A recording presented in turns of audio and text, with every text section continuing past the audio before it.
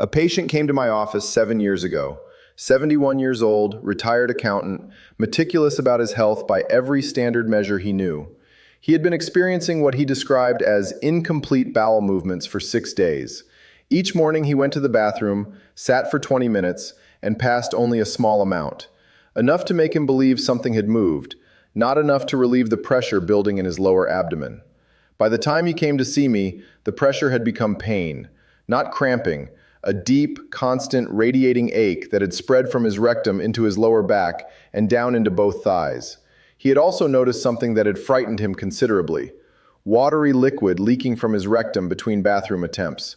He had gone to a pharmacy the previous day and purchased anti-diarrheal medication. He had taken 3 doses. He came to me that morning unable to urinate, running a low fever, and in the early stages of what could have become a life-threatening bowel perforation. He had done everything wrong, not because he was careless, but because nobody had ever explained to him what was actually happening inside his body. Today, I am going to give you the explanation nobody gave him before you need it. After 60, your large intestine operates in a fundamentally different physiological environment than it did at 40. And understanding this difference is what separates the adults who recognize this condition early from those who arrive at an emergency room facing surgical intervention. The smooth muscle of your colon, the muscle that generates the rhythmic contractions moving waist forward, loses strength progressively after 50. Colon transit time, the number of hours it takes for waste to travel through your large intestine, increases by an average of 40 to 60% in adults over 65 compared to adults under 40, according to research from Keio University School of Medicine in Tokyo. That means your colon has much more time to pull water out of the waste passing through it. At the same time, your sense of thirst, the signal that would normally prompt you to drink before dehydration becomes a problem, becomes noticeably less sharp with age. Many adults over 60 are mildly dehydrated in a way they never feel as thirst. The combination of slower movement and inadequate fluid intake produces stool that keeps hardening the longer it stays still. In Japan, where colon health in older adults has been a formal medical priority since the 1980s, this condition is recognized, anticipated, and addressed before it becomes an emergency. In the United States, most patients learn about it for the first time in an emergency room. My name is Dr. Jae Yoon. I am a physician trained in both Western clinical medicine and traditional East Asian integrative medicine, and I have spent 26 years studying why Japanese and South Korean adults over 60 experience significantly lower rates of fecal impaction, bowel obstruction, and the surgical complications that follow than their Western counterparts at identical ages. The answer is not genetics. It is not luck. It is a combination of fiber intake, hydration habits, movement patterns, and medical awareness that the Japanese and South Korean healthcare systems actively pass on to patients over 60 as part of standard preventive care. The Western system does not have an equivalent. In 26 years of practice, I have seen what happens when that gap is not filled. Today, I am filling it. I don't have a drug company paying for this channel. I don't have a surgery practice that makes money when things go wrong. What I have is the medical knowledge to explain this clearly enough that you can catch it early, respond correctly, and in most cases, handle it at home. And the responsibility to share that with every adult over 60 who will listen. Press like right now. Without it, YouTube buries this video, and the person at home right now who is misreading the warning signs never finds it in time. With your like, this reaches 100,000 people. Press it now. The first thing you must understand, and this is the single most important piece of information in this entire video, is that fecal impaction almost never announces itself the way people expect. Most adults assume that if something were seriously wrong with their bowel, they would feel it clearly and unmistakably. That assumption is dangerously wrong, and it is the reason patients arrive at emergency rooms in conditions that could have been addressed 3 days earlier at home. What actually happens is a slow process. Stool that is not moving forward keeps losing water to the colon wall, hour after hour, day after day. What began as soft, manageable waste transforms over 3 to 7 days into a dense, dried-out mass with the hardness of clay, completely unable to pass through the rectal canal on its own. During most of this process, the person feels only mildly uncomfortable, slightly full, slightly sluggish. They may still be going to the bathroom, passing small amounts each time, and thinking things are moving well enough. They are not. A small passage each day while a growing blocked mass builds up in the rectum is one of the most common and most dangerous patterns in this condition. By the time the discomfort becomes truly alarming, the mass has often reached a size and firmness that cannot be cleared by pushing alone, and pushing, as I will explain, actively makes things worse. The second critical piece of information concerns the symptoms that most commonly send people in completely the wrong direction. The most dangerous of these is watery liquid coming from the rectum during or between bathroom attempts. When a large, hardened mass completely blocks the rectal passage, the softer waste arriving from higher in the colon has nowhere to go. It does the only thing it can. It seeps around the edges of the blockage and comes out as liquid. This is called overflow incontinence, and it is responsible for more cases of accidental harm and fecal impaction than any other single factor. Adults experiencing this go to a pharmacy, purchase anti-diarrheal medication, take it, and slow their entire digestive system further, allowing the blocked mass to keep hardening while completely closing off the liquid's only way out. If you are experiencing watery discharge alongside a feeling of rectal fullness or pressure, and you have not had a complete, satisfying bowel movement in 3 or more days, do not take anti-diarrheal medication. This is not diarrhea. This is a blockage producing the appearance of diarrhea. The third symptom that is consistently misread is difficulty urinating. Your rectum and bladder sit in the same confined space in your pelvis, separated by thin shared tissue. When your rectum is swollen with a large impacted mass, it pushes against the back wall of the bladder and partially blocks the urinary tract. The result is difficulty starting urination, a strong urge accompanied by very little output, or a slow, painful trickle where normal flow should be. Many adults who experience this alongside several days of bowel irregularity do not connect the two.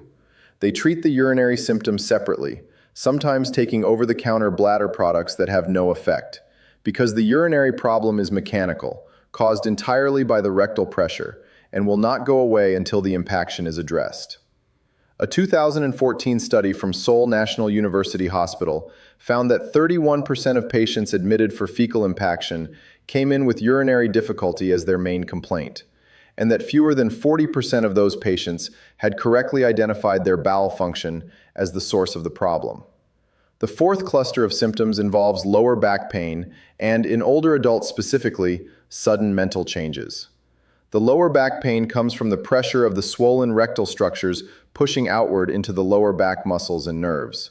It does not feel like a bowel problem. It feels like a muscle or joint problem, and most adults who experience it blame their arthritis, their sleep position, or a movement they made during the day. In older adults specifically, the physical stress of a significant bowel blockage can produce what looks like a mental episode: mild confusion, unusual agitation, trouble concentrating, or behavior that seems out of character. This symptom is documented in peer-reviewed gastroenterology literature and is consistently missed by family members and caregivers who do not think to connect a loved one's confused behavior to their bowel status. If an older adult in your care seems mentally off without an obvious reason, ask directly when they last had a complete bowel movement. Now, I want to be direct with you about what happens when a fecal impaction is not resolved, because the distance between uncomfortable and life-threatening is shorter than most people assume, and you deserve to understand exactly how this progresses. Stage 1. The intestinal wall, which is living muscle tissue, stretches beyond its working capacity. Blood supply to the stretched tissue drops. The muscle loses its ability to generate the contractions needed to move waste forward. The affected section of bowel goes quiet, a condition called ileus. Stage 2. The swelling spreads upward, affecting progressively higher sections of the colon. Nausea and vomiting begin. The abdomen becomes visibly bloated and tender. The person looks and feels acutely ill. Stage 3, and this is the stage that requires emergency surgery, is bowel perforation. When the intestinal wall has been stretched past its structural limit, it tears. The contents of the bowel spill directly into the sterile abdominal cavity. The resulting infection progresses rapidly and is fatal without immediate surgery. The go to the emergency room immediately signs are a rigid, board-like abdomen that is tender even to light touch, fever above 101 degrees Fahrenheit, constant and worsening abdominal pain that is not crampy or intermittent, complete inability to pass gas, persistent vomiting, or a sudden drop in blood pressure with confusion and cold skin. These are not watch and wait symptoms. These are call emergency services immediately symptoms. Now let us move from recognizing this condition to responding correctly, because this is where most adults make their second critical mistake. The first and most important instruction is this: stop straining. Every time you push hard against a hardened blocked mass, you are not moving it. You are compressing it further, raising the pressure inside your abdomen and damaging already inflamed rectal tissue. Straining has never once dislodged a genuine fecal impaction. It has, however, caused hemorrhoids, rectal tears, and in older adults with heart conditions, dangerous cardiac stress responses. Stop straining completely. The mass will not respond to force. It will respond to lubrication, softening, and time, all of which I am about to explain in precise detail. The correct first at-home step is adult glycerin suppositories, available without a prescription at any pharmacy. The critical information most adults do not have is that a single suppository is almost never enough for a genuine impaction in an adult over 60. The standard approach for a hardened rectal blockage involves 2 to 3 suppositories used at the same time. Here is the exact protocol. Lie on your left side. This position aligns the lower colon and rectum so that gravity helps rather than works against you. Apply a generous amount of water-based lubricant to each suppository before inserting it. The rectal tissue is already inflamed, and the extra lubrication meaningfully reduces both discomfort and resistance. Insert all 3 suppositories as deeply as possible so they are in direct contact with the hardened mass, rather than sitting near the entrance, where they will simply be pushed out before they can work. Then do not move for a minimum of 30 to 45 minutes. The glycerin must melt at body temperature, spread through the available space, work into the surface of the mass, and stimulate the rectal wall to produce its own moisture. If you get up after 5 minutes, you have wasted the suppositories.